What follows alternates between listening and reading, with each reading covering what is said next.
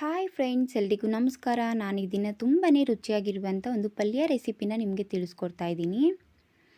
ಈ ಪಲ್ಯ ಚಪಾತಿ ಜೊತೆ, ರೊಟ್ಟಿ ಜೊತೆ, ದೋಸೆ ಜೊತೆ ತುಂಬಾ ರುಚಿಯಾಗಿರುತ್ತೆ. ಅದರಲ್ಲೂ ತರಕಾರಿ ತಿನ್ನಲ್ಲ ಅನ್ನೋ ಅಂಥ ಮಕ್ಕಳಿಗೆ ಈ ರೀತಿ ಪಲ್ಯ ಮಾಡಿಬಿಟ್ಟು ಚಪಾತಿ ಅಥವಾ ದೋಸೆ ಏನಾದರೂ ಮಾಡಿಕೊಟ್ರೆ ತುಂಬಾ ಇಷ್ಟಪಟ್ಟು ತಿಂತಾರೆ. ಆರೋಗ್ಯಕ್ಕೂ ಸಹ ತುಂಬಾ ಒಳ್ಳೆಯದು. ಹಾಗಾದರೆ ಬನ್ನಿ, ತುಂಬಾ ರುಚಿಯಾಗಿರುವಂಥ ಮಿಕ್ಸ್ ತರಕಾರಿ ಪಲ್ಯನ ಯಾವ ರೀತಿ ಮಾಡೋದು ಅಂತ ನೋಡೋಣ. ಸ್ಟವ್ ಮೇಲೆ ಕಡಾಯಿ ಇಟ್ಕೊಂಡಿದ್ದೀನಿ. ಕಡಾಯಿಗೆ ಒಂದು 2 ಟೇಬಲ್ ಸ್ಪೂನ್ ಆಗೋಷ್ಟು ಎಣ್ಣೆ ಸೇರಿಸ್ಕೊಂಡಿದ್ದೀನಿ. ಎಣ್ಣೆ ಬಿಸಿ ಆದಮೇಲೆ ಸ್ವಲ್ಪ ಸಾಸಿವೆ, ಒಂದು 8-10 ಕರಿಬೇವನ್ನು ಸೇರಿಸ್ಕೊಂಡಿದ್ದೀನಿ. ಒಂದು 1/2 ಟೇಬಲ್ ಸ್ಪೂನ್ ಆಗೋಷ್ಟು ಉದ್ದಿನಬೇಳೆ, ಒಂದು 1/2 ಟೇಬಲ್ ಸ್ಪೂನ್ ಆಗೋಷ್ಟು ಕಡಲೆಬೇಳೆನ ಸೇರಿಸ್ಕೊಂಡಿದ್ದೀನಿ.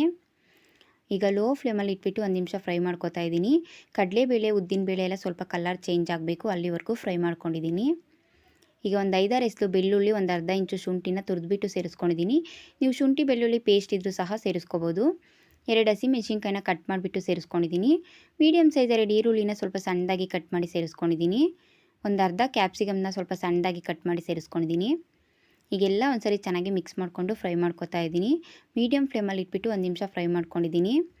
ನೋಡಿ, ಈಗ ಎಲ್ಲ ತುಂಬ ಚೆನ್ನಾಗಿ ಸಾಫ್ಟ್ ಆಗಿದೆ. ಈಗ ಮೀಡಿಯಮ್ ಸೈಜ್ ಒಂದು ಟೊಮೊಟೊ ಹಣ್ಣನ್ನು ಸ್ವಲ್ಪ ಸಣ್ಣದಾಗಿ ಕಟ್ ಮಾಡಿ ಸೇರಿಸ್ಕೊಂಡಿದ್ದೀನಿ. ಟೊಮೊಟೊನೂ ಅಷ್ಟೇ ಸಾಫ್ಟ್ ಆಗೋ ರೀತಿ ಫ್ರೈ ಮಾಡ್ಕೋಬೇಕು. ನೋಡಿ, ಈಗ ಈರುಳ್ಳಿ, ಟೊಮೊಟೊ, ಹಸಿಮೆಣಸಿನ್ಕಾಯಿ ಎಲ್ಲ ತುಂಬ ಚೆನ್ನಾಗಿ ಸಾಫ್ಟ್ ಆಗಿದೆ. ಈಗ ನಾನು ತರಕಾರಿನ ಸೇರಿಸ್ಕೋತೀನಿ. ಮೀಡಿಯಮ್ ಸೈಜ್ ಒಂದು ಕ್ಯಾರೆಟು, ಒಂದು 8-10 ಬೀನ್ಸು, ಹಾಗೆ ಮೀಡಿಯಮ್ ಸೈಜ್ ಒಂದು ನವಿಲುಕೋಸನ್ನು ಸಣ್ಣದಾಗಿ ಕಟ್ ಮಾಡಿ ಸೇರಿಸ್ಕೊಂಡಿದ್ದೀನಿ. ಹಾಗೆ ಮೀಡಿಯಮ್ ಸೈಜ್ ಒಂದು ಆಲೂಗೆಡ್ಡೆನ ಮೇಲೆ ಸಿಪ್ಪೆ ತೆಗೆದು ಸ್ವಲ್ಪ ಸಣ್ಣದಾಗಿ ಕಟ್ ಮಾಡಿ ಸೇರಿಸ್ಕೊಂಡಿದ್ದೀನಿ. ಈಗೆಲ್ಲ ಒಂದ್ಸರಿ ಚೆನ್ನಾಗಿ ಮಿಕ್ಸ್ ಮಾಡಿಕೊಂಡು ಫ್ರೈ ಮಾಡ್ಕೊತಾ ಇದ್ದೀನಿ.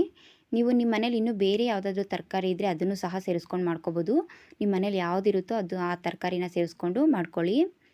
ನೋಡಿ, ಈಗ ತರಕಾರಿನೆಲ್ಲ ಎಣ್ಣೆಲೇನೆ ಚೆನ್ನಾಗಿ ಒಂದು ಅರ್ಧ ಭಾಗ ಬೇಯಬೇಕು, ಆ ರೀತಿ ಫ್ರೈ ಮಾಡ್ಕೊತಾ ಇದ್ದೀನಿ. ನೋಡಿ, ಈಗ ತರಕಾರಿ ಎಲ್ಲ ಚೆನ್ನಾಗಿ ಒಂದು ಅರ್ಧ ಭಾಗ ಬೆಂದಿದೆ. ಈಗ ಒಂದು 1/4 ಟೇಬಲ್ ಸ್ಪೂನ್ ಆಗೋಷ್ಟು ಧನಿಯಾ ಪೌಡರ್, ಒಂದು 1/4 ಟೇಬಲ್ ಸ್ಪೂನ್ ಆಗೋಷ್ಟು ಗರಂ ಮಸಾಲ, ಒಂದು 1/4 ಟೇಬಲ್ ಸ್ಪೂನ್ ಆಗೋಷ್ಟು ಅಚ್ಚ ಖಾರದ ಪುಡಿ, ನೀವು ಖಾರ ನೋಡಿಕೊಂಡು ಸೇರಿಸ್ಕೊಳ್ಳಿ. ಒಂದು ಸ್ವಲ್ಪ ಅರಿಶಿನ. ಲೋ ಫ್ಲೇಮಲ್ಲಿ ಇಟ್ಬಿಟ್ಟು ಎಲ್ಲ ಒಂದ್ಸರಿ ಚೆನ್ನಾಗಿ ಮಿಕ್ಸ್ ಮಾಡಿಕೊಂಡು ಫ್ರೈ ಮಾಡ್ಕೊತಾ ಇದ್ದೀನಿ. ನಾವು ಸೇರಿಸಿರೋಂಥ ಮಸಾಲೆ ಎಲ್ಲ ತರಕಾರಿ ಜೊತೆ ಚೆನ್ನಾಗಿ ಹೊಂದ್ಕೋಬೇಕು, ಆ ರೀತಿ ಫ್ರೈ ಮಾಡ್ಕೋಬೇಕು. ಹೈ ಫ್ಲೇಮಲ್ಲೆಲ್ಲ ಇಟ್ಟರೆ ತಳ ಹಿಡಿದ್ಬಿಡುತ್ತೆ. ಆದಷ್ಟು ಲೋ ಫ್ಲೇಮಲ್ಲಿ ಇಟ್ಬಿಟ್ಟು ಮಾಡ್ಕೊಳ್ಳಿ. ಸ್ವಲ್ಪ ಪುದೀನ ಸೊಪ್ಪು, ಹಾಗೆ ಸ್ವಲ್ಪ ಸಣ್ಣದಾಗಿ ಕಟ್ ಮಾಡಿರೋಂಥ ಕೊತ್ತಂಬರಿ ಸೊಪ್ಪು. ಪುದೀನ ಸೊಪ್ಪಿಲ್ಲ ಅಂದರೆ ಸ್ಕಿಪ್ ಮಾಡ್ಕೋಬೋದು. ಹಾಗೆ ಒಂದು 3/4 ಕಪ್ ಆಗೋಷ್ಟು ಹಸಿ ತೆಂಗಿನಕಾಯಿ ತುರಿ. ಈಗೆಲ್ಲ ಒಂದ್ಸರಿ ಚೆನ್ನಾಗಿ ಮಿಕ್ಸ್ ಮಾಡಿಕೊಂಡು ಫ್ರೈ ಮಾಡ್ಕೊತಾ ಇದ್ದೀನಿ. ಲೋ ಫ್ಲೇಮಲ್ಲೇ ಇಟ್ಬಿಟ್ಟು ಮಾಡ್ಕೊಳ್ಳಿ, ಹೈ ಫ್ಲೇಮಲ್ಲೆಲ್ಲ ಇಟ್ಟರೆ ತಳ ಹಿಡಿದ್ಬಿಡುತ್ತೆ. ನೋಡಿ, ಈಗ ತೆಂಗಿನಕಾಯಿ ತುರಿ, ಕೊತ್ತಂಬರಿ ಸೊಪ್ಪು, ಪುದೀನ ಸೊಪ್ಪೆಲ್ಲ ತುಂಬ ಚೆನ್ನಾಗಿ ಮಿಕ್ಸ್ ಆಗಿ ಫ್ರೈ ಆಗಿದೆ. ಈಗ ರುಚಿಗೆ ತಕ್ಕಷ್ಟು ಉಪ್ಪನ್ನು ಸೇರಿಸ್ಕೊಂಡಿದ್ದೀನಿ. ನೀರು ಕುಡಿಯೋ ಗ್ಲಾಸಲ್ಲಿ 1 ಗ್ಲಾಸ್ ಆಗೋಷ್ಟು ನೀರನ್ನು ಸೇರಿಸ್ಕೊತಾ ಇದ್ದೀನಿ. ನಮಗೆ ತರಕಾರಿ ಬೇಯೋದಕ್ಕೆ ಎಷ್ಟು ಬೇಕೋ ಅಷ್ಟು ನೀರನ್ನು ಸೇರಿಸ್ಕೊಂಡ್ರೆ ಸಾಕು. ನೋಡಿ, ಈಗ ಎಲ್ಲ ಒಂದ್ಸರಿ ಚೆನ್ನಾಗಿ ಮಿಕ್ಸ್ ಮಾಡಿಬಿಟ್ಟು ಒಂದು ಪ್ಲೇಟನ್ನು ಮುಚ್ಚಿಬಿಟ್ಟು ಮೀಡಿಯಮ್ ಫ್ಲೇಮಲ್ಲಿ ಇಟ್ಬಿಟ್ಟು ಒಂದು 4-5 ನಿಮಿಷ ಬೇಯಿಸ್ಕೊತಾ ಇದ್ದೀನಿ. ನೋಡಿ, ಈಗ ಒಂದು 5 ನಿಮಿಷ ಆಗಿದೆ. ನಾನು ಪ್ಲೇಟನ್ನು ತೆಗೆದು ತೋರಿಸ್ತಾ ಇದ್ದೀನಿ. ನೋಡಿ, ತರಕಾರಿ ಅಂತೂ ತುಂಬ ಚೆನ್ನಾಗಿ ಬೆಂದಿದೆ. ಹಾಗೆ ಮಿಕ್ಸ್ ತರಕಾರಿ ಪಲ್ಯನೂ ಸಹ ಸಿದ್ಧ ಆಗಿದೆ.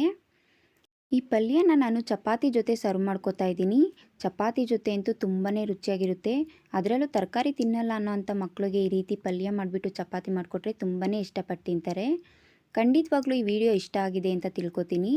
ಈ ವಿಡಿಯೋ ಇಷ್ಟ ಆದರೆ ನಿಮ್ಮ ಫ್ರೆಂಡ್ಸು, ನಿಮ್ಮ ಫ್ಯಾಮಿಲಿಗೆ ಶೇರ್ ಮಾಡೋದ್ರ ಮೂಲಕ ನನಗೆ ಸಪೋರ್ಟ್ ಮಾಡಿ. ಇನ್ನಷ್ಟು ಈಸಿ ಆ್ಯಂಡ್ ಟೇಸ್ಟಿ ರೆಸಿಪೀಸ್ಗಾಗಿ ನನ್ನ ಚಾನಲ್ನ ಸಬ್ಸ್ಕ್ರೈಬ್ ಮಾಡ್ಕೊಳ್ಳಿ. ನನ್ನ ಚಾನಲ್ನ ಸಬ್ಸ್ಕ್ರೈಬ್ ಮಾಡಿಕೊಂಡು ನನ್ನ ವಿಡಿಯೋ ನೋಡಿ ನನಗೆ ಸಪೋರ್ಟ್ ಮಾಡ್ತಾ ಇರೋವಂಥ ಪ್ರತಿಯೊಬ್ಬರಿಗೂ ಥ್ಯಾಂಕ್ ಯು.